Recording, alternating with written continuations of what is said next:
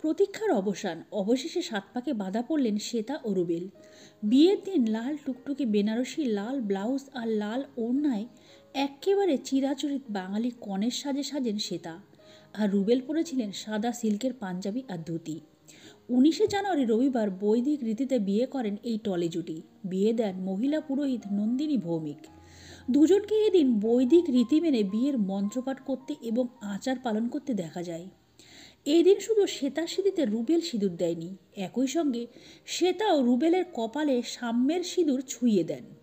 এই বিয়েতে কন্যাদানের রীতি পালিত হয়নি, তবে শ্বেতা ও রুবেলকে একে অপরের সঙ্গে মালাবদল, খই পোড়ানো সহ রীতিগুলি পালন করতে দেখা গিয়েছে। দুই পরিবার আর কাছের মানুষদের উপস্থিতিতে বিয়েটা সারেন শ্বেতা ও রুবেল। বিয়ের পর সামনে এসেছে নবদম্পতির ছবিও।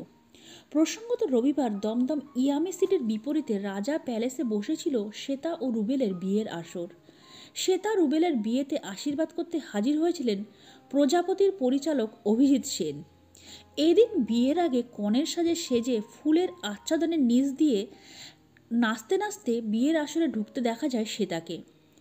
প্রসেনজিতের চোখ তুলে দেখো না গানে নাচতে নাচতে শ্বেতাকে বিয়ে করতে ঢোকেন এদিনের নায়ক রুবেল দাস। এদিন শ্বেতা রুবেলের বিয়ের অনুষ্ঠানে হাজির ছিল টলিপাড়ার অনেকেই। প্রসঙ্গত শ্বেতাকে বিয়ের প্রসঙ্গে অভিনেতা রুবেল দাস বলেন, আমি ওকে প্রথমে ব্রাইডাল লুকে দেখেই প্রেমে পড়েছিলাম। ওকে বধূ বেশে দেখেই ঠিক করে ফেলেছিলাম যে ওকেই বিয়ে করব।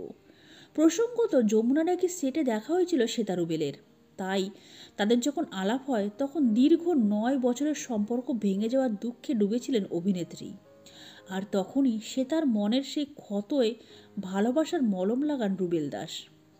তো বন্ধুরা, আজকের এই ভিডিওটা এই পর্যন্ত। পরবর্তী বিনোদনমূলক ভিডিও নিয়ে আমরা খুব তাড়াতাড়ি ফিরে আসবো। ততক্ষণের জন্য সবাই খুব ভালো থাকবেন, সুস্থ থাকবেন। দেখা হবে আগামী পর্বে। নমস্কার।